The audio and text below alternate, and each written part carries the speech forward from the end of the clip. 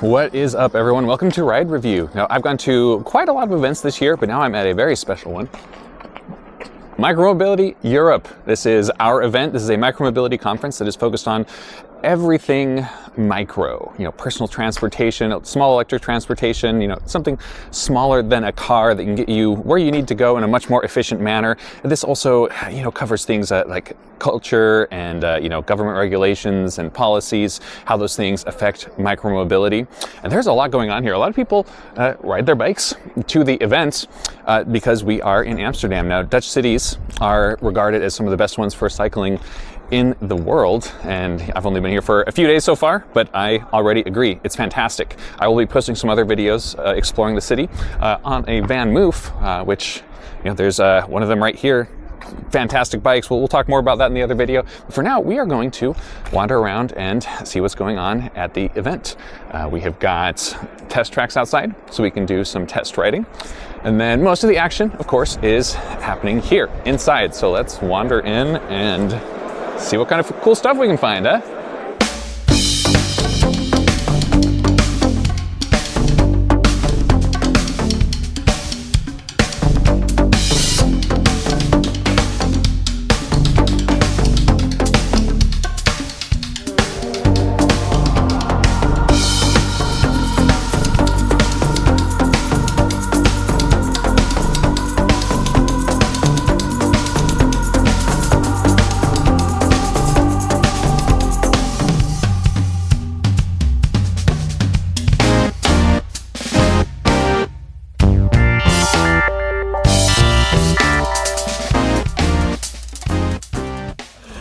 All right, guys, got another scooter to check out here. I am here with Oscar, and we've got a bow. Check this out. I'm always excited when I get to see something that looks different from everything else. It's got some kind of unique design. The frame on this one stands out quite a bit. And this is a new brand to me. Oscar, tell me a little bit about Bow. Like, where are you guys based? What's your deal? So Bow today is kind of, I guess, historic. We actually launched the prototype for it 2 years ago, almost to the day, like 3 days ago at this show. So we've been working on it for a while. We had our first prototypes, I think 2 or 3 of them, and it was this show where we got up on stage and say, hey guys, like, here's what we're trying to do, here's what we're aiming for, what do you think of it? And then the 2 years since then has been turning that into a real product, something people can ride, something that people can actually buy.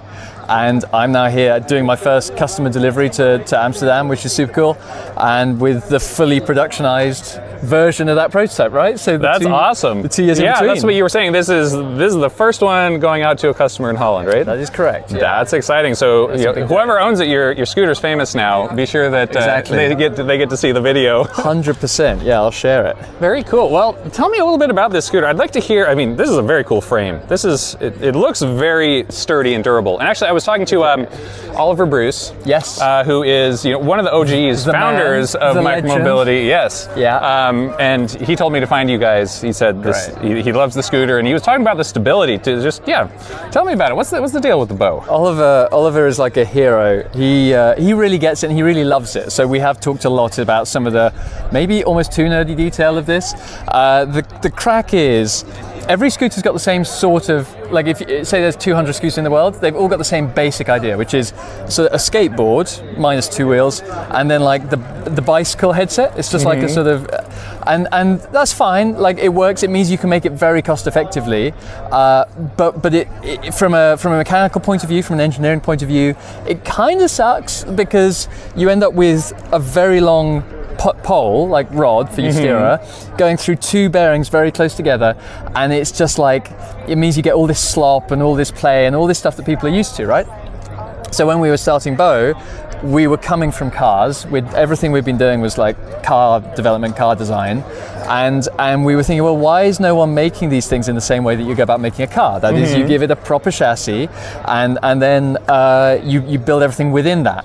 And so that's kind of Bow, is the silver bit people see, this like silver arrow, that is the chassis of the vehicle. It's structural. It's like your unibody MacBook or something, okay, right? Yeah. And then everything like the steer and stuff is within it. But it just means you have this incredible direct connection between your feet and your hands. It makes it very, very confidence inspiring. The second people jump on it, it's very intuitive. And you get none of this like, oh, hold on, what's going on here? I don't feel comfortable, right? That's fantastic, yeah. I mean, the frame flex, speed wobbles, these are things that make a lot of scooters terrifying to ride on, especially once you get over 15 miles per hour or so, 25 kilometers per hour. Now, and this thing, I mean, yeah, look at this. I'm going to just kind of pan around here.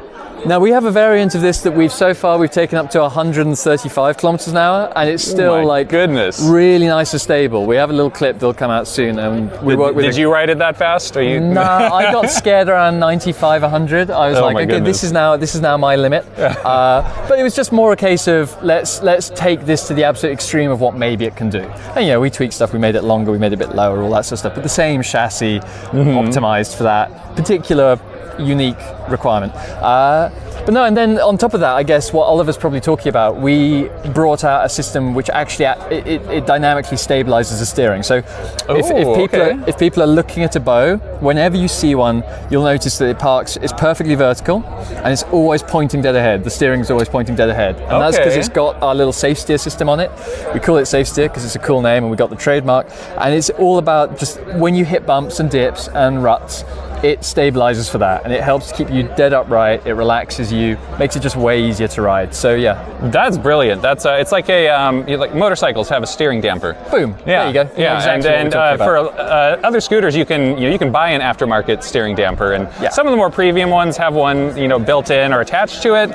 But they work with varying success. If it's actually built into it, that's got to be a lot more high performing. You've gone straight to the key point, which is if you buy something and aftermarket bolt it on. Now some of them are really great. You get like Öhlins, high quality dampers, but there's a fundamental difference when you bake something into the design of a vehicle, and it just is inevitably going to be more optimized. It means that all the spring rates and the way that the thing is designed to act, it's very specific to the geometry of our vehicle. So it works super well. Like when I remember the first ever iteration, we're now dozens and dozens of prototypes in. The cool thing was with the first ever iteration, the most simple one, we rode it on we actually didn't apply it on a Bow, we did it on a Xiaomi 365, not even the latest Xiaomi. And immediately we went, oh wow, we got something here, this is cool. But now it's just the thing that consistently is great with Bow. People jump on it, even people who are scared and don't like scooters. And within 10 seconds they're going, hold on a second, this is something else, this is different, this is cool. And it's really exciting. It's really fun to be showing it to people here. Oh, I bet. And I see you guys, no display on the scooter. Nope. So going for the simple controls.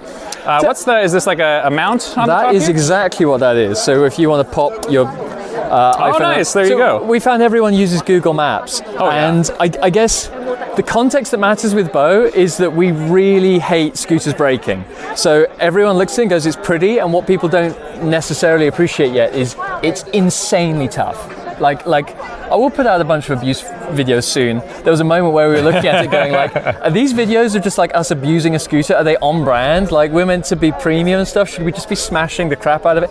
But anyway, almost every engineering decision we've made has been about how do we get the scooter to run 10,000 kilometers and 20,000 kilometers, service it, send it back out. And things like the screen, we worked with Pure, for example, and just an unbelievable proportion of your warranty claims and your in-service issues come from screen damage. Water gets in, even when you seal it and stuff, and it frosts, and then mostly the brains of the scooter in there, so it kills the scooter, sends it mad.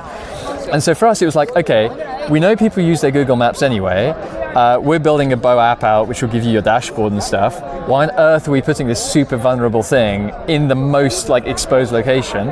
So we've ended up fitting a mount, and it works great. I just use it with Beeline because Beeline is my favorite bicycle app. Yeah, I mean, I like that setup a lot. The display is such a, like you said, it's a very vulnerable point. especially if you ever do wreck, and to lose the entire functionality of your scooter just because your display, that sucks. Yeah. What about, so like let's say if you don't have your phone on there, what's the riding experience like?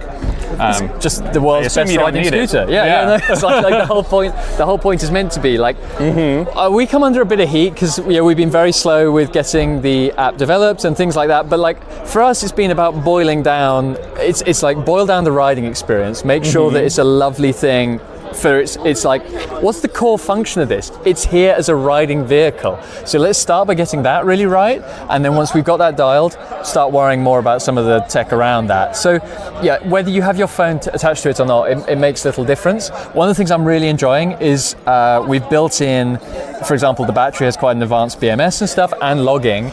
So what we can do is we can get very nerdy about, we have a very clean dashboard, but then we can start to give you all the nerdy details of your what your battery's done, the cycles, the voltages, the temperatures, all that sort of stuff. So we're going to have a bit of fun with that, and that'll definitely improve the riding experience. But like the fundamental is it's great. Like I love riding this thing.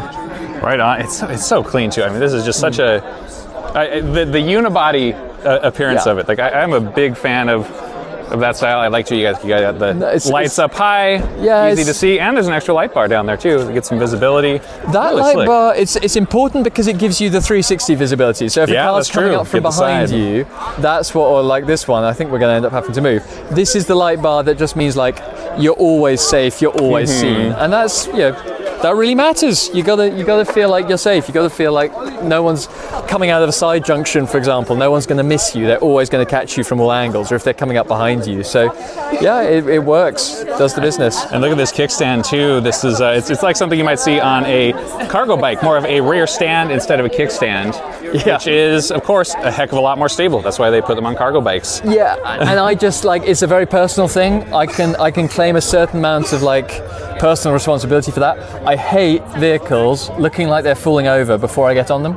Like if I'm going to go ride something, when I approach you, look proud and look like you're going to stay upright. And so for me, the way that you walk up to a scooter and it's like all on the piss and it looks like it's falling before you've even turned the wheel, I'm like, that's awful. Let's make this thing. It's one of the things I like. I've just seen the guys from IKEA at the show, and again, they have a scooter which stands upright and proud, and I think that really matters. So, for sure. Sorry, go on. I was going to say, how many times do you see scooters that are just falling over? Especially the shared ones, like they're laying all over the place. Yeah, it doesn't do wonders for the scooter reputation, does it? Like this is not a good vibe. Yeah, no, I like the thing you said, which I really was just listening to you. That thing of getting home, like you want a scooter where you can always trust that it will always get you home. And so many of the design decisions, whether it's the screen, whether it's like whatever, that riding experience, the way we see it, if your scooter is epic 90% of the time, 95% of the time, but then that last little bit, it lets you down on a rainy day when you're just trying to get back and you promised you'd be home for dinner and you're late and it screws up on you, that's still a fail. It doesn't matter. You forget about the other great stuff because that one experience is so bad. And for us, it's like, how do we avoid that? How do we make sure that, like, it's why we test the tires with no air in, and it's why we got rid of the screen, and it's why the chassis is so tough, and all this sort of stuff. It's like, make sure no one ever has that terrible experience. Make sure that it always looks after someone and gets them back, and then we can start to be like building great experience on top of that. But that's the core. Yeah, I love that. That's what really matters. Like take care of people. They're going to be riding care about people. Yeah. And then give them a good time. What can you tell me about like what these two? These are two rather lovely magnetized locking points. Oh, nice. So obviously the bow is kind of difficult to get a lock round because of the big unibody frame. And so we put in what was originally going to be a very simple locking point, and then I love a magnet, so we ended up magnetizing it to give it that rather satisfying feeling. And then also we realized that we'd made it so strong because when someone's trying to steal your scooter, they can like try and lever on it and stuff. So we made it super strong. So we're like, well, surely we can use that to hang something. So then we gave it the bag carrying and just put these little hooks in. They've got a little return there, so when you jump off a curb or something, it doesn't lose your bag. It clings to it. And Yeah, No, it's wonderful. It looks a lot more useful than, I mean, typically you get like kind of an afterthought bag holder on a scooter that's not mounted well. There's just one hook. It's kind of flimsy. And also when you turn, the hook turns with it, so your bag goes swinging. Whereas of course with Bo, because we separate out the chassis, your bag just hangs, none of that pendulum, and then it just gives a great riding experience. So yeah, the one thing everyone's doing at the moment, we send them to people, and the first thing guys are doing is they're bolting handlebars for their kids on. Hey, that's a good idea. We don't know where this puts us from like a liability point of view. We're going, please don't do that, but we can also see that it's an incredible function. So it's like, oh, we need to figure out how to make that okay, basically, because we know that people want to do it. But oh yeah, you got to take the kiddos for a ride, you know? 100%. Oh my god, imagine like the fun of it. But yeah, supposedly we can't do that. One rider only. Yeah. And I take it this is the battery right below it in here. Battery indicator there, and in fact your Bluetooth unit. So this is where you're charging, and then this is your battery indicator, and then you've got the Bluetooth unit there as well, so that you can connect to it. So yeah, right on. Well, Oscar, thanks so much for talking to me, man. And Tyson, this is a pleasure. This is so cool. I can't wait to get some time on this one. This one belongs to somebody. This one, not. But Colorado, you wait. There's a scooter coming your way, a Bo coming your way. Yeah. All right. Thanks, man. It's been a pleasure. Okay, guys, I am over here at, did you say at Glovo? No. Glovo? No, we are E-Mobility Rentals. E-Mobility Rentals. So you work with Glovo. Yeah. And you work with lots of different brands. I've got Alex here. He told me a very little bit about what they do here, but I'm going to let him explain. The battery swapping especially, I'm very fascinated. So what's E-Mobility Rentals? So E-Mobility Rentals. E-Mobility Rentals is a Romanian company. It's a startup. Not anymore, basically. Last year we were a startup. Today we are a fully grown company. And we actually introduced something unique to the European environment, because we created a battery that can power 20 different types of vehicles. And as a business, basically we can provide any type of vehicles or any type of fleets to any company that has a mobility component in their business model. And we can provide the vehicles and also the infrastructure. The thing is that with our unique interchangeable battery, you can power any vehicle with the same battery. I mean, the battery can go from the e-scooter to the bike to the moped to the small car and to the van. This is awesome. Yeah, so they're every single one of these, we've got the same battery. This one's got two of them and they're nice. Got it on an e-bike. I got to get a shot of the back of this little van here. They've got a whole bank of them back here for some serious range, and it's all the same battery for each one. Exactly, and you can find these batteries in swap station, we call them. Basically, there are lockers with batteries inside them, mounted from 2 and 2 kilometers. So basically, we eliminated range anxiety because you can go to any locker where you were located, and you can swap the battery in less than 40 seconds. I mean, you have extra 50 kilometers. I don't know what's that in miles exactly. I believe 35. It's around 30-35 miles, yeah. So in 40 seconds. Yeah. I mean, that's basically instant, and for our partners, their main KPI is efficiency. So basically, we provide them with that efficiency. We take any financial hassle on our behalf, because we take care of the maintenance, we take care of all the insurances, and also the road assistance. And the road assistance is quite unique in this field, because whenever you have a problem with our car or moped or whatever, we will go in less than an hour and swap the car directly to you, so you can continue doing what you are doing. So the wheel keeps on turning, and we take that to the service, and then we service it in our own locations. Yeah. Oh, I love that. Yeah, you're right. That's one of the main worries for electric vehicles is the range anxiety. You know, it's like, oh, what if I get stuck with a dead battery, or what if there's no charge station? So, the swap too, you don't have to wait to charge. No, that's so nice. No. What areas of the world are you operating in right now? So at the moment we are based in Bucharest, where we started all this, and we are scaled up to 124 vehicles running on 10 swap stations at the moment. We want to grow to the next 5 big cities in Romania. That's around 800 vehicles for this year only. And afterwards we are looking to expand to Europe. We already have the contacts made and the discussions made to open another 4 countries in Europe. and also we are targeting the US. All right, so big expansion goals. I love it. Yeah, we are experiencing the startup hype as much as we can, and we really enjoy this ride. It's quite challenging, but what we are doing, it's truly that we really believe in, because sustainability as a whole is something that it's not just a buzzword for us. We really believe in that, and really believe that we are doing something to live for future generations, to really profit from cleaner air, less noise in the cities. I mean, especially this noise thing, for me, coming from Romania, where let's say the vehicles base is not that new, and there are a lot of old cars running on diesel and so on, and scooters running on gasoline. Sure, yeah. That's around 75 to 80 decibels of noise that you wouldn't hear. I mean, you know that hum of the city, especially in rush hour.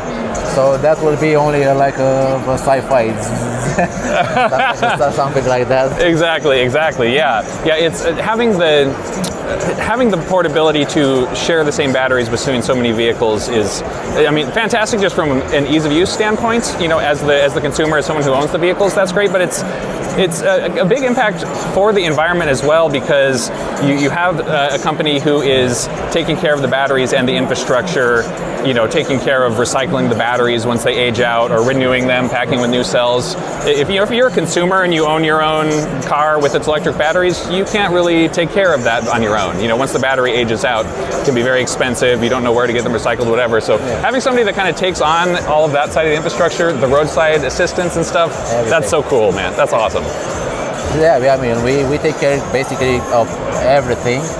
Our client doesn't have to have the hustle to think about when his brake pads will be worn off, or his tires, or a light bulb will go off. I mean, that's all on us. So basically you can scale up your business as much as you can, knowing that your fleet is a fixed cost, and you know that the wheels will be running and your efficiency will be high.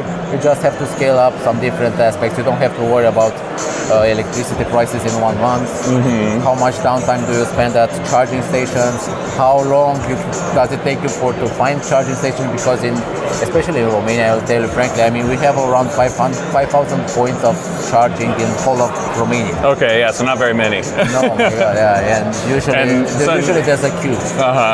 There's a queue, or it's broken, or something else, you know? Yeah. Or the app doesn't work, and so on. Yeah. I mean, there's a lot of things that we eliminated in this chain of recharging, finding a station, charging again, and so on. Basically, we made them streamlined as much as possible.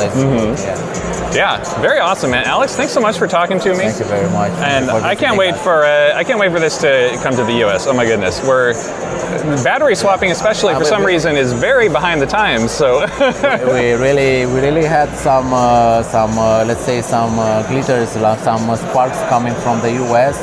The municipality of New York wanted to host us for a pilot there.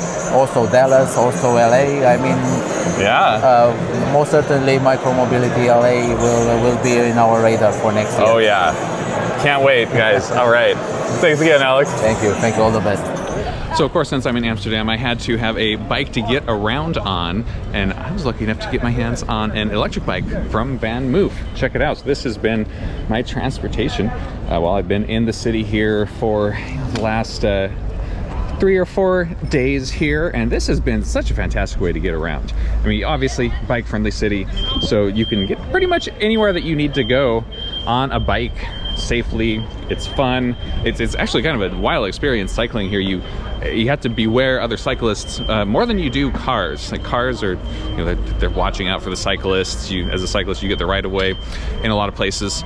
But anyways, this it's been so much fun, and getting to have an e-bike too. I can go a little bit farther, go a little bit faster. Why don't you give me just a quick rundown on the bike right here? You know, sorry, I got it a little dirty here.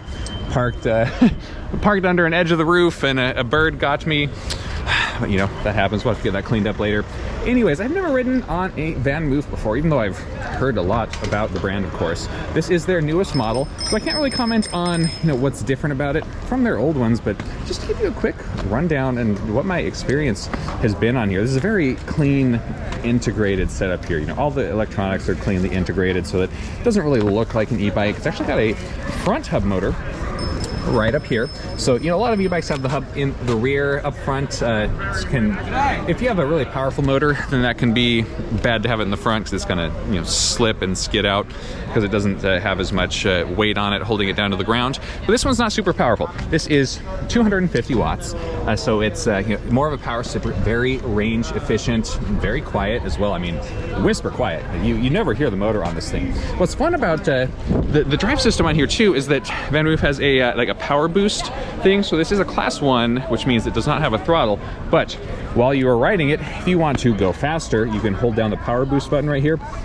and then that will temporarily peak the motor up to 500 watts.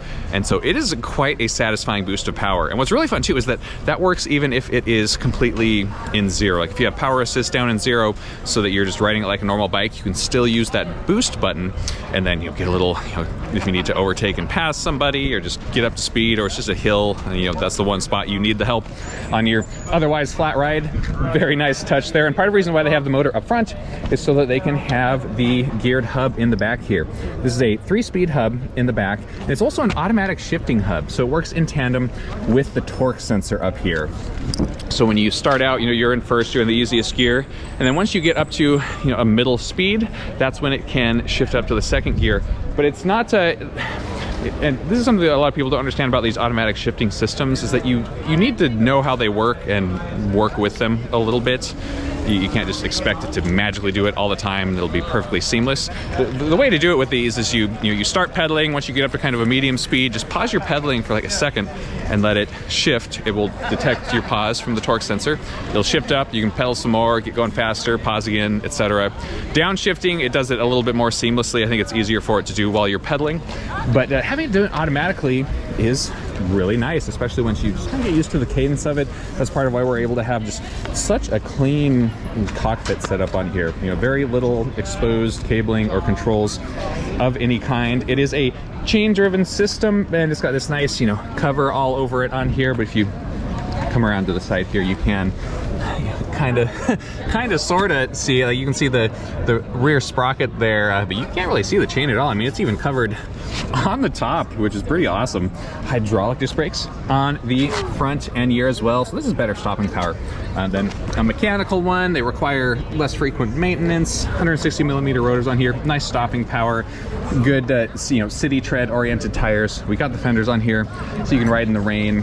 There's no reflective stripes on the sidewall. I definitely, I mean, I feel like I'd like to see that on every bike, so there's an opportunity for improvement. But you do get some side visibility from the lights because they have cutouts on the rear, cutouts on the front there, so that does help it to stand out a little bit more. And you know, obviously the integrated lights, front and rear. You have a brake light back there as well. The headlight is nice and bright. It's also automatic, so if you are riding at night, it turns on, and you can of course turn it on all the time if you want to for that extra bit of visibility.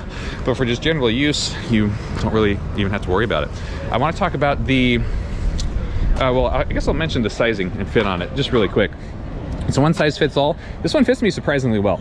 You know, I'm quite tall, 6 feet 3 inches tall, and I'm able to almost, you know, get full leg extensions on it. I feel very comfortable on it. It feels big enough for me where a lot of bikes don't. And you can of course adjust that down. You do need a tool to adjust the seat, so you have to, you know, remove this right here to get to the where you can put your Allen wrench in and then adjust that up and down. So it's not a quick adjust, which is a little bit of a bummer. And of course, part of the, you know, the whole sleek integrated system with the battery being internal, so you can't take the battery off for charging. Right, so the charge port's right back here, but you have to have the bike near the charger.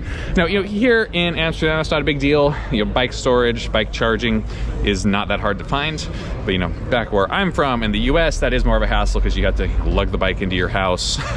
But you know, there's ways around it. It does have pretty darn good range too, since the motor is fairly efficient. I want to talk about the app on here because it's definitely one of the highlights on this. Just the whole like security system and what you can do with the smartphone app. Let's show the locking real quick because that kind of is part of the app. So We've got it setting here. See these lines on the hub? If you line up one of the small lines on there with the big line on top of the chain cover here, then you can press this little button right here and it will lock. Boom, it is locked. So now that puts a pin through the rear hub so that if you try to move it around, it can't go anywhere, right? So it'll, and then and if you really start to move it a whole bunch, I don't actually know if I don't want to set it up right here because its alarm is actually very loud. I mean, it is a lot more obnoxious than the one that's built into my electric motorcycle back home. And the more you screw around with it, the louder and more obnoxious it gets. VanMoof calls this the unstealable bike because it also has like GPS tracking in it as well. So even if somebody did go to the effort of dragging it away, it's easier to track and recover, and they facilitate you, kind of registering it in your name and stuff, so it's easy to prove ownership. And I think these things it's kind of a momentum thing where it's a very iconic looking bike, and so would-be thieves will learn to recognize, like, oh, this one's difficult to steal. You can't do much with it. You're not going to get away with it. Whatever. So if we want to unlock it, one of the ways you can do it, you can do it with the button controls on here, which is honestly pretty clever. Let's I'm gonna just show it here. So you have to like wake up the bike, and you put in your code by pressing it. And I have 1, and then 2, and then 1, 2, 3, 4. There you go. So it's a 3-digit pin, but a nice creative way to do it. Then boom, we hear it like clicked, unlocked. But there's another way. So I'm gonna get this lined up again here, and we will kick it in. And we've got to get my phone out so that we can take a look at the app. So this is it's a Bluetooth connection, so when you are close enough to the bike, standing right next to it, then you can come in here and unlock it directly from the app, and boom, there you go. It is all set. If you're wondering about there's no display, right? So this is your battery power meter over on the right. So I'm, almost full. And then over here, this one is going to show your speed as you get going. And then also if you're changing your power level, then it will, and also the sounds. I mean, listen to it's very, very satisfying. And then you can see that all in the app here as well. So, we're connected. You can see your current ride stuff. I mean, look at this. I have done almost 30 miles on here, 15 total rides, and the time that I've had it, you can see the specs on all of your rides. And you can control the bike from here, bell lights, etc. Let's go into the settings here. You can change the gear shifting behavior, change your lights, have your brake light on here. You can change the sound for your bell. That one's a little I just do the ping, the classic, right? And you activate that by, hitting the little left button right there. You can have your battery notifications. You can customize your handlebar controls. So the two top buttons, the big ones are fixed, but then the small ones you can program to do something else on here. It explains what all the stuff does. You can change your unlock code, how close you have to be to unlock it. You can update your bike firmware. It's a very comprehensive app, and it's a very good balance of the basics, just unlocking the bike and doing the ride tracking are pretty seamless. And then if you want to really dive in, do a little bit more customization, then you can do that too. So this, this has been a fantastic experience. Like it's a very smooth and polished ride. Once you get used to the gear shifting, it works quite well. You can see the lights from the side here. Now that I've got them turned on, having them integrated and automatic is nice. Especially, I think this was kind of the perfect bike for just getting around the city while I'm here for just a little bit. If you want something that has more utility for it, you're wanting to haul some cargo, that's not what this bike is designed for. It's not set up, there's no bosses back here for adding on a rack. There's no front bosses for adding on a basket. There's some baskets that you can clip on up here. But this is not a utility bike. This is not for cargo hauling. This is, it's a great bike for exploring, honestly. Just getting to explore the city on this has been fantastic. Good for basic transportation stuff. Just taking yourself to and from various things. You can carry a backpack pretty easily. Yeah, so this is a lot of fun. And like I said, I've never tried any of VanMoof's other models, so I can't compare it from personal experience, but everyone I've talked to here that has ridden this one and also ridden the new ones has said that this is quite a nice upgrade. Definitely worth it. First up, I'm over here at the Voltaire exhibit. Voltaire is an e-bike brand that is, you guys are in quite a few countries in Europe, right? Yeah, we, sorry, I have a problem with my mic. No worries. Yeah, we are in close than 15 countries in Europe. Excellent. Of course, France is our biggest country, home country. So we have 2 shops in Paris, Voltaire shop, but we are also working with dealers. And we are all over Europe, but also working in very far countries such as South Korea, for instance, where we have a shop in Seoul. Awesome. Yeah, and I got to talk to Emmerich with Voltaire a little bit yesterday as well. They're kind of a hybrid brand. You know, they do sell direct to consumer, but they've really invested in their retail infrastructure. I think Emmerich was saying like 96% of your sales are through the retail infrastructure. Sure. Which makes sense. Like it is really, it's a better experience for people, for sure. Yeah, and people before purchasing a bike, they want to try it. So it's always good to have your retail shop. They come to they test ride, and then even people buying on internet, I'm pretty sure that they come to the shop to test it before. That's the smart way to do it. All right, so we're going to learn a little bit about the bike here, and I've never gotten to ride one of your bikes before. I don't really know anything, so if you want to give me the first of all, our overall brand DNA is timeless design.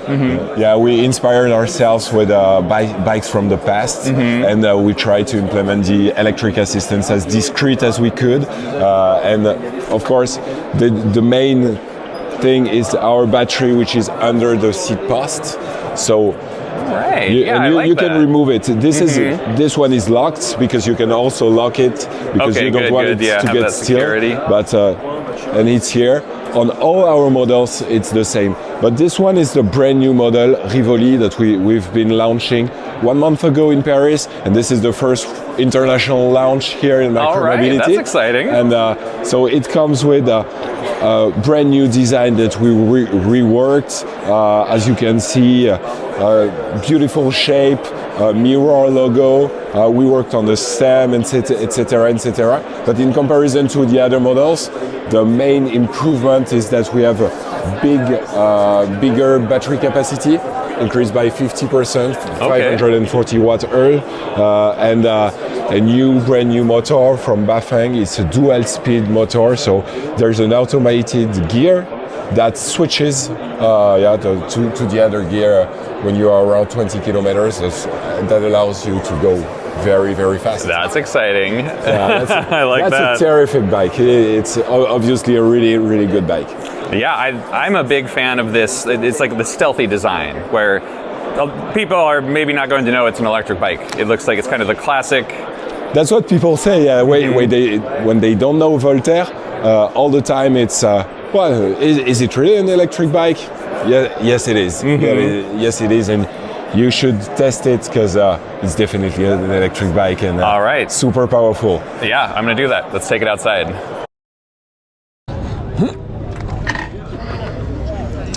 All right, we are going to take it for a spin. One downside is that the seat is not a quick adjust, so it's a little bit on the small side for me here. I can't get my legs to a full extension, but for a little test ride it'll be good enough, and with tools you can raise the seat up a bit. It's probably a little bit small of a bike for me anyways, but most are. For reference, for those of you watching, I am 6'3" tall and weigh 190 pounds, so a little bit on the bigger side. Anyway, let's take this thing away. I think we have it in Eco, so here's a look at the display. This is nice, like real minimalist, out of the way, and quite easy to see. It's not very bright out today, so I can't comment on how it'd be in direct sunlight, but we're going to, let's put it down into Eco mode and give it a whirl. This, of course, is a Class 1 electric bike, as many e-bikes over here are, which means it does not have a throttle. Oh my goodness, this assist is is very smooth. This feels awesome. Let's see, we're gonna go for a little cruise on the street out here. Very smooth, very quiet. I don't really hear the motor at all, but I can feel it. Like this is just a little bit of pep. It's not a whole lot, but it's definitely helping out. Here, let's head down this way where there's maybe a few less cars. It's a very, kind of an upright, very, very cruiser feeling seating position. Nice and relaxed. The saddle's very comfortable too. Yeah, this is great. I do want to, wow, we're getting some wind out here. All right, we're gonna bump this on up here just a little bit to, well, not a little bit, all the way. We're going to go up to boost mode. Check it out, the display gets this little kind of a red background. This is a torque sensor on here, by the way. Very responsive, so like if I pedal lightly, I don't get a whole lot of boost, and if I start to press, it gets going, it can fly. Let's get through this intersection here, and then we'll see how fast we can get going.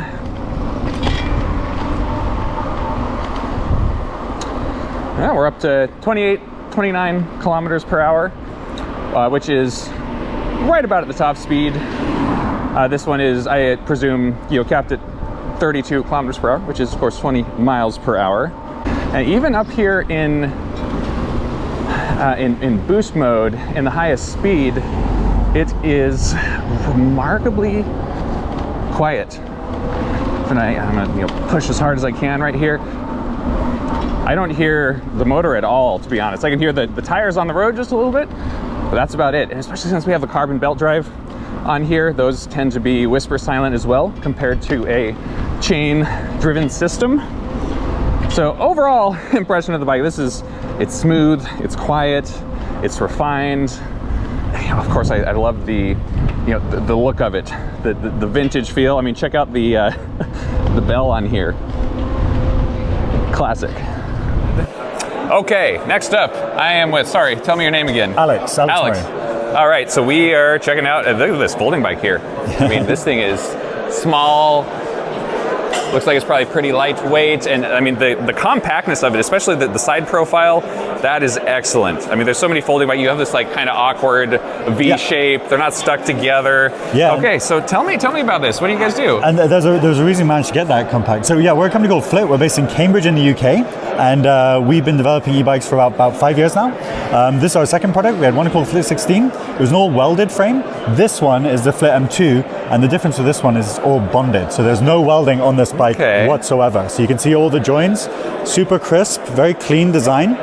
But the second advantage of that is when you weld, particularly aluminium, you get some distortions. So you have to account for that in the fold. But if you bond it, everything can be super aligned, really tight tolerances. So yeah, you can see from the top, there's like no space left in the design to save. So yeah, incredibly compact. Yeah, I've been developing this for a couple of years. It helps us to be really flexible on supply chain as well. And the exciting news is we're currently assembling the first ones in Cambridge, and we're delivering the first few hundred in the next couple of months. Oh, so this is exciting. All right, this is the launch. That's one of the things I love about this event is we get a lot of things that's like, it's coming to the public now or very soon, or like exactly. Right on the bleeding edge. Yeah, exactly. So this is the final manufacturing prototype, but we're going to have bikes off the line very soon indeed. And the second thing about it is a unique fold, so it's a patented fold, patent granted, and there's a reason. So folding bikes, people have been doing them for like 150 years. Mm-hmm. There are basically no new ideas on the market, but once you take a lithium-ion battery and you want to integrate it into the bike, you suddenly want to fold it a different way. So we came up with a unique fold. So I'll just show you that quickly. Sure, yeah. So in terms of the battery is actually held in place by the seat post. So if you pop that out, then that's the battery there. So it just pops straight out. Oh, I like that. Yeah, it's about 1.5 kilos. Yeah, that's not too bad at all. Yeah, just over 3 pounds for people back home. And that'll take you like 30 miles, 50 kilometers. Okay, yeah, that's pretty good range. Yeah, so all the electronics and all the cabling, it's all integrated into the frame body. And then when the seat post goes down, that holds the battery in place. And at this point, you can just pick the bike up and roll it. Oh, nice. So we're light for an e-bike. Simple. Yeah, we're like just over 30 pounds, so about 14.5 kilos. Oh, fantastic. But even that way, you don't really want to carry it if you can help it. Mm-hmm. So we try to get it as light as possible, but also you roll it like 90% of the time. And then to unfold it, it's pretty quick. It just comes up, you clamp these round, you pop the front wheel off the retainer, and then the whole thing just pops out like that. Oh, I like that. That's so slick. Yeah, so nice and quick. It's about 10 seconds. Record is 6.5 if anyone fancies trying to beat it. And because we had that ability to roll on its own wheel, we couldn't have a conventional mudguard, so it also has a sliding mudguard. Oh, how about that? Yeah. And that's it. So, that's the whole thing. Slick. This is it's like it's kind of Transformer reminiscent, the way like Yeah, all these yeah, parts pops pulled out. That's so fun. Yeah. All right, can I take it outside? Take it for a spin? Oh yeah, 100%. Yeah, let me just pop this away because we're lucky. We're nice and dry today, so you don't need the fender. And yeah, happy to go outside. Last thing to mention is lights are all integrated as well. So if I just turn it on, I mean, you can like play with this when you're riding. There you go. If you hold down the plus button, I don't want to blind anyone. You got a front light there and rear lights in the battery. Oh, look at that. So yeah, that's all. I like that. Yeah. It's very slick. I'm trying to turn it so I don't blind people. You got it up nice and high on there. Yeah. It doesn't stick out, so it can't. It's not at risk of like damage the way a standard light might be. You got your tail light there. Yeah, it's a really Beautiful. good be seen light on the road. So, you know, cars can see you coming from miles away. Simple to ride. It's torque sensor, rear hub motor. So it is pretty peppy. You'll feel it go pretty much immediately. 5 settings on the display. So you got your battery charge, big number is your speed, and the small number in the box is your level of assistance. So you just pop it up and down on this pad here. Okay. Start you on the middle, and you can go for what you'd like. All right. Yeah. Pretty straightforward. And a torque sensor too. You don't see Yeah. that on the ultralight folders. Yeah. All right. We're going to get out here where we can get a little bit more space. It folds out surprisingly large for how small and compact it was. Here, we can ride back this way because there's not too many people back here today. I'm going to start out in level 1. I'm going to start it down at the lower level. Adjust this camera down. Check this out. I mean, this is shockingly comfortable riding position for just how compact this thing folds down, how light it is. It's kind of I guess you would say like a relaxed forward position where I am leaning forward just a little bit, not completely upright. Feels great. This is a lot of fun. I'm definitely feeling some just bumps, vibrations coming in from the road. There's no suspension, of course. If you look down here at the tires, these are pretty small. I think these are probably 16-inch tires. Maybe maybe an inch in diameter. So the benefit of that, of course, is it's very lightweight, very portable. The downside is it's not as comfortable. It's not going to absorb shocks and stuff on the roads. Well, actually, I'm going to ride it out onto the actual road out here, which is cobblestone. Which if you're in the U.S. like me, you don't get the opportunity to ride on cobblestones a lot. But there's a lot of streets that are cobblestone over here in Europe, and they can be a little bumpy. You get kind of the vibration. It's almost like a washboard effect if they're on the rougher side. Let's see here. We're going to bump up the assist a little bit as well. Whoop. I think the left brake's just a little bit on the loose side there. We'll bump up 2, 3. How high can we go? Max. Wow. Okay, so there's 5 levels of assist on here. And it's a torque sensor. That's right. Yeah, a lot of these like ultra portable bikes tend to go with a more basic cadence sensor. This one's got the torque one on it, which means more responsive, engaging ride feel. And then we start to pedal hard, and oh yeah, we can get a little bit of juice going. Make sure we're clear here.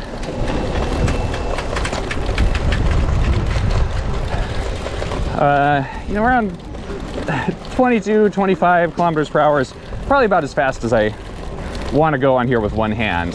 You can probably see the handlebars kind of vibrating here. It's definitely not as stable as a bigger frame, like bigger wheeled bike. Again, that's just the trade-off for the portability, is that not quite as rigid. But if I actually put both hands onto the grips here, then this feels pretty good. Let's see if we can get going a little bit more speed.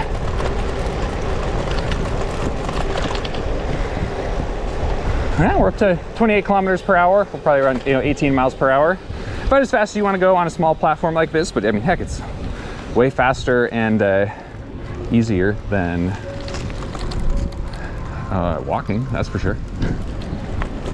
And similar to the Voltaire, it's very quiet as well. I mean, I'm gonna slow down here and then we'll pedal, try to accelerate as fast as we can.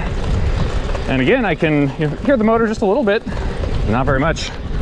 Okay, we've got some glasses to check out here. Hindsight.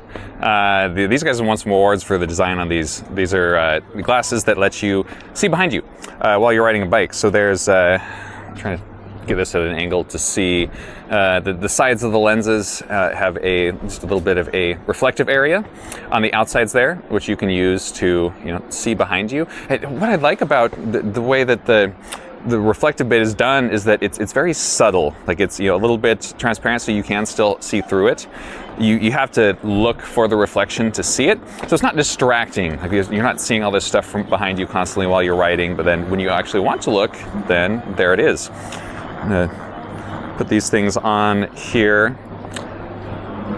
They don't have prescription lenses yet, but that is coming in around a year, I think. Oh, and by the way, this is one of their new models as well. So this is the titanium, and it's still in development. It's not quite finished. I think they're going to be tweaking the angle that the lenses are at just a little bit. But I mean, they look like normal sunglasses. They're incredibly lightweight. Titanium frame, very comfortable. I like this style too, kind of the classic aviator look. And then to see behind you, you just kind of look to the side, and then if you turn your head just a little bit, you can adjust the angle. I'm looking directly behind me right now. Now I'm looking off inside the door, and then you also obviously have one on the other side. And once you get the hang of looking for it, it's a pretty sharp image to see behind yourself. Very nice if you're cycling, or any e-mobility.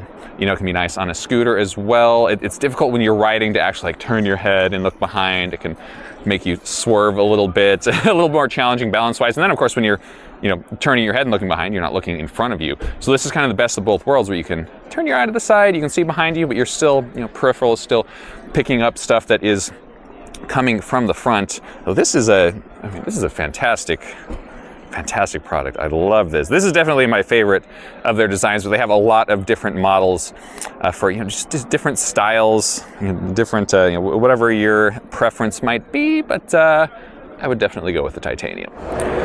Okay, we are at the NAVEE exhibit now.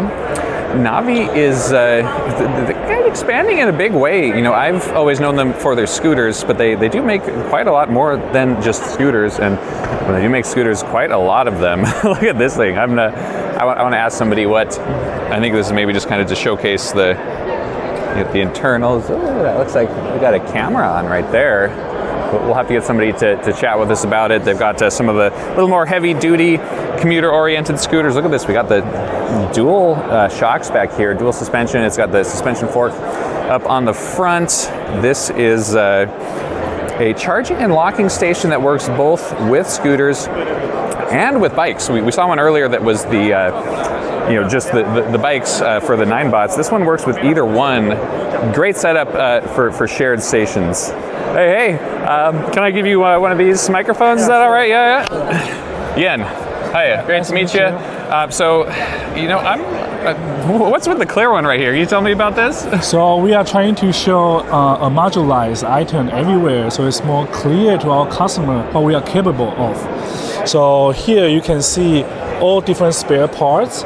Here is our AI module. That's an IoT, helmet lock, wheels, as well as the ECU, which control the battery, motor, as well as the display.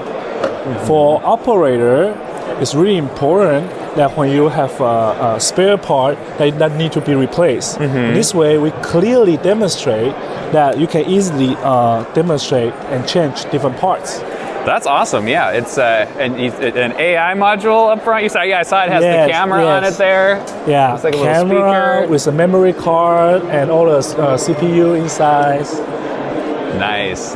I like that. Yeah. I like that. Yeah, and you've got these are the more heavy-duty commuters, the dual suspension on there. That's right. And the dog. Everyone has been telling me I've got to check this out. Yes. Look at this is just to show you our technology advancement. We can incorporate all the technology part of this dog to a micromobility parts. Doing the push-ups. Yes. I like it.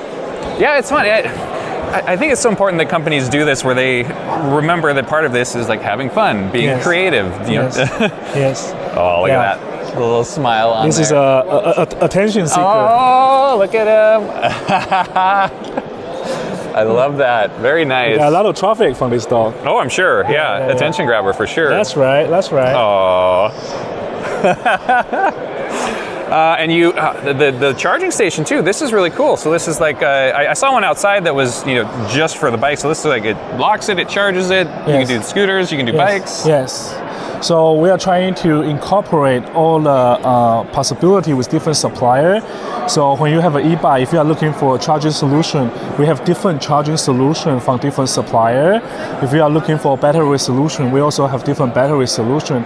So this is just trying to show you our capability of supporting our customer with their requirements. I love that, yeah, and it's the full. You can do the privately owned. You can do the fleet stuff. I want to swing around and look at the bikes. So I've not gotten to see any of your electric bikes before. This is more to Asian markets with a smaller wheel and with its weight limitation. Yeah, it's a pretty big, heavy-duty basket on there, and then these ones are more my size. Look at the battery on this one. Like that's that looks like a pretty heavy-duty. Yeah, the reason that the battery is like this big is because this battery is interchangeable with a scooter. Okay. So once you purchase a scooter and e-bike together, then you don't have to worry about replacement for the operator. And I like this display integration, like into the tube. Yes. That's really nice. This helps to cut down on damage and stuff. A lot of displays they stick up. If the bike falls over, you get in a crash. It's easy for them to get damaged, broken, and you can't ride the bike. So this keeps it a lot more secure in there. And I like you got the little ring on there. You can get some more visibility. That's a braking light, so you can see the status of the vehicle. Yeah, this is solid stuff. Yeah, I'm very excited to get to spend some time with some of your bikes in more detail. But very cool to just kind of get to see the overview here. Thanks so much for taking a few minutes with me. Thank you. Okay, up next we are going to go check out some of the stuff here from Segway Ninebot. Hey guys, how are you going? Hey. I've ridden quite a few of Segway's, I guess more like the consumer privately owned stuff, but not either like the Ninebot shares. I see you have the charging, charging locking rack. Tell me about this. So my company is Micromobility. Okay. So we have partnered with Segway. Gotcha. For manufacturing of our charging and locking station, which we call Chargelock, and also for compatibility with their vehicles. So our station is a very simple, low-cost design that our goal really from the beginning was to provide an alternative to like legacy docking systems that are pretty heavy infrastructure and very expensive as well. So the Chargelock system is really simple. It's based on a flexible steel cable, like braided steel, just like a bike cable lock, but concentric inside that is the wiring for charging. So that cable locks and charges the vehicle, can be used with scooters and with e-bikes as well. Yeah, check that out. It's very clean, all in one. That's awesome. All right. I'll give you an unlock demo as well here. So for the user, they're basically just scanning the vehicle and starting the rental as they normally would. When the bike unlocks, the cable ejects automatically, and then you're off and riding. Nice. All right. Very clean. And then we also have, when you're away from the station, a built-in Lock 2 cable that uses the same port on the bike as the charging cable. Yeah, check that out. So all right. Stop at the store or at the cafe, you can lock up the bike using the same port. Same lock ejects it again, and then when you get back to the station, it's as simple as just plugging in that cable to, you have to be a little closer, to lock it to the station, starts charging automatically, and ends the rental automatically. There you go. That's awesome. I like that. Can I try out the bike too? Yeah, all right. Yeah, sweet. So you can definitely ride this one. There's also that bike, the B200, is the newest e-bike from Segway. Ooh, so okay, yeah. Maybe we'll take that one for a spin. Yeah. Sure, all right. This is really clean. I mean, it's for a lot of times for the shared rental ones, they tend to be a little, I don't know, a little more basic. This one's a little bit lighter weight, kind of slightly more minimal, but I think better handling, stuff like that. Yeah, I like that. Check out the display on there. Ooh, and check this out. I'm gonna put the stand down again. Man, the rear stands are in right now. How about that? And look at this for adjusting the seat. This is a great setup where you can lift this up, adjust the seat, put it back down. It is actually already at the maximum height, it looks like. And this is pretty common for the shared bikes where they're more of a right in the middle size. So, for me being on the taller size, not a perfect fit, but it's very comfortable. It's kind of like cruisery upright position here. And it's got a torque sensor. All right, yeah, so nice and responsive. Just pedaling a little bit and we'll push down on here, get some more boost. Yeah, that's awesome. Don't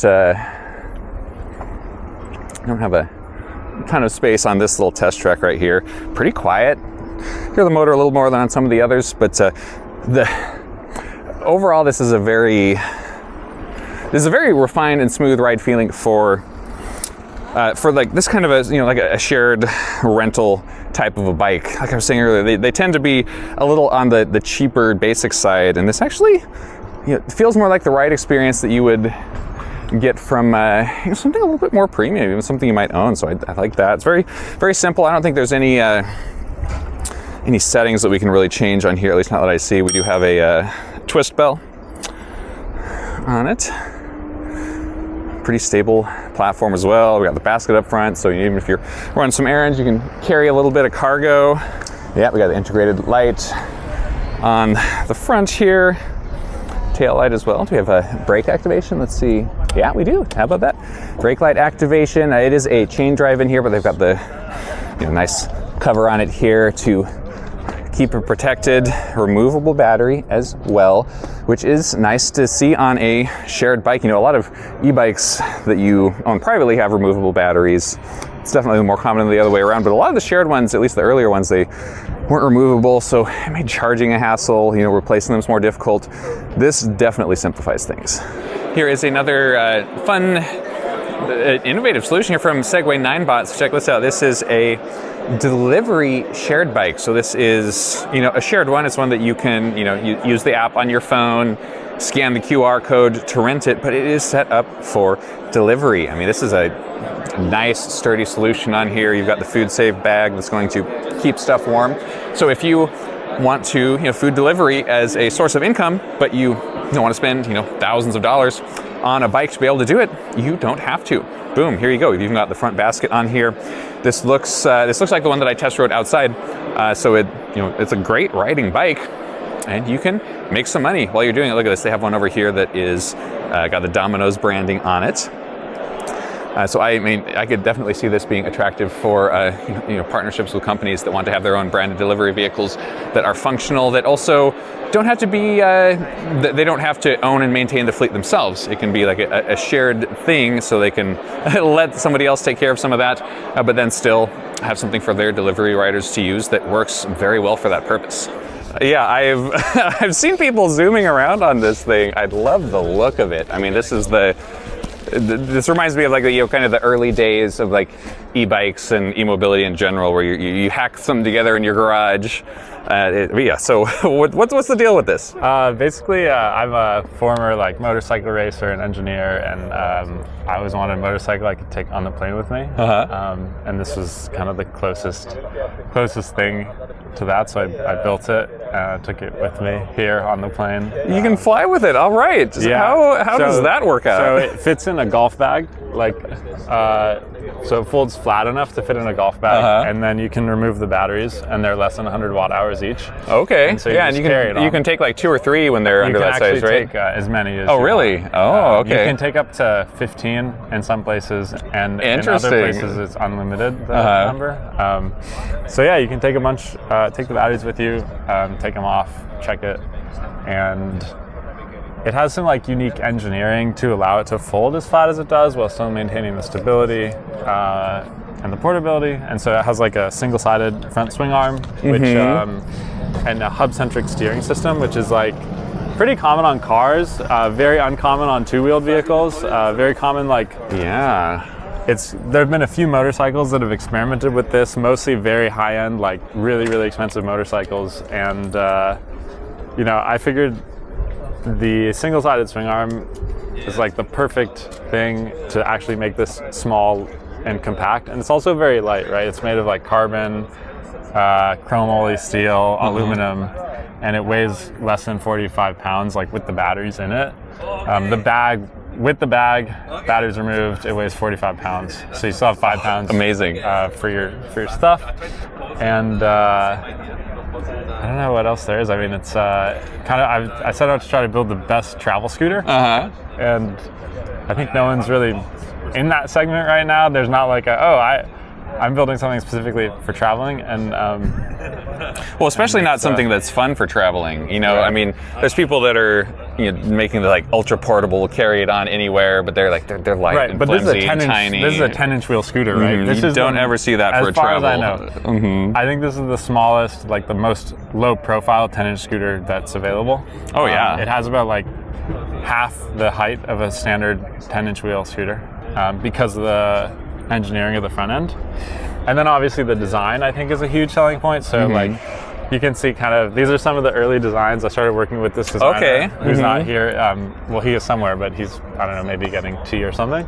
And his name is Gabriel Ortowski, and he kind of came up with these different fairing designs. So like we've got the wooden one that's skate inspired, and the metal one, which is kind of what we did, and then this is a hybrid of the two because we couldn't actually get the wooden one in time for the show. Gotcha. So like this one could, imagine it's actually wood, and that's there's like a kind of a snowboard vibe to it. Yeah. And look at that. The handlebars fold back as well. So dang, like it's real compact. Yeah, especially for the size and speed class, right? So this has a single motor, but it's a 2.8 kilowatt nominal power. Oh my goodness! Rear motor. It's got some juice. Yeah, I mean it will do 40 miles an hour, and holy cow!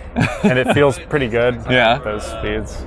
That probably. I like this. I forgot what you called this front, like this whole steering system. I assume it's probably got like dampened a bit to like stability. Yeah. So the steering setup has inherent stability. So like a lot of scooters are compromised between your steering head angle and how much space you have on the deck. Because in this hub-centric setup, the head angle and the offset is independent, then you can have a really stable setup that like still steers fast at low speeds. So this is kind of the best of both worlds.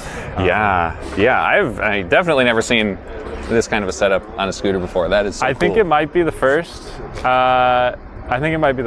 It is patent pending, so so fun. What's the name for this? Oh, it's Superfast scooter. Superfast scooter. Superfast scooter. Superfast. High performance meets portability. Yeah. And I think the company name is going to be Superfast, but this is the first product, and it's a scooter, and we'll make other products that are also compact and high performance. I'm very excited to see what you come up with. I mean, being able to fly with it, especially. I go to a lot of events, and I have a lot of stuff, and I'm like, I would love to bring this and ride it while I'm wherever, but can't fly with it.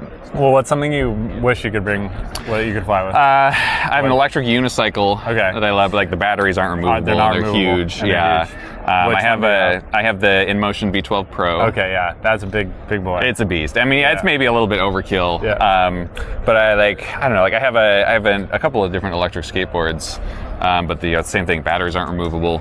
Well, you could use these. I mean, it takes a little bit of work to adapt it, but we're just using these Ryobi 40 volt. Oh, nice. Yeah, those are classic. Super power dense as far as like the amount of power output that they can do. I mean, they're not really like a ton of range, but these can really put on a lot of power. So. Oh, and they're easy to carry. A few of them. Yeah, certified, so they're actually they safe. Say right here, it's like, okay, 72 watt hours. This one's like, this is pretty small, but. But I mean, I like this solution where it's like you can bring a few. Jackrabbit does this. Have you seen the Jackrabbit? Yeah. Like scooter bikes. It's kind of a similar thing where it's you know, if you need that extra range, you can carry a couple more batteries. They're lightweight, they're easy to carry. You know, if you're only going a little ways, you can just use one or two.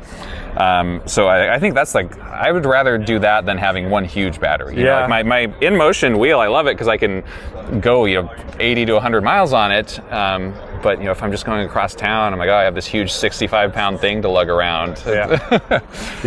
Eventually, like the next version, we want to put space for at least 4 onboard batteries. And the nice part too with the Ryobis, and I don't know if we'll end up doing that in production, they're a little expensive, but you know, you can have these 100 watt hour ones for travel, and then you could have a 400 watt hour, or not a, I think they make a roughly 250, 300 watt hour Ryobi. And you could put 4 of those on. Now you have 1.2 kilowatt. There you go. And so, like, yeah, I mean, I think the modularity is super important, and it's kind of missing in especially a lot of the e-scooters where they just don't have that. Yeah, absolutely. All right, Benjamin, dude, thanks for talking to me. Superfast scooters, guys. You know, stay tuned. Yeah, we're gonna be selling 5 in September. Yeah. So just 5 like intro ones. Price range between $1,000 and $2,000. That is not bad. All right, so you could be one of the very few get in at the cutting edge. Check out the website and you know, sign up for the mailing list, and we'll see. Dude, right on. Yeah. Thanks, man. Alrighty, my friends, that is a wrap for Micromobility Conference 2024 Europe.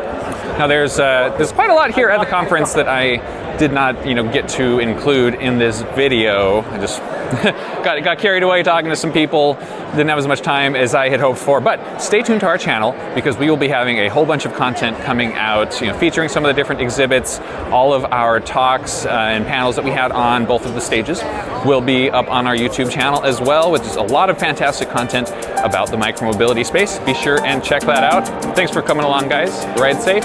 Catch you in the next one.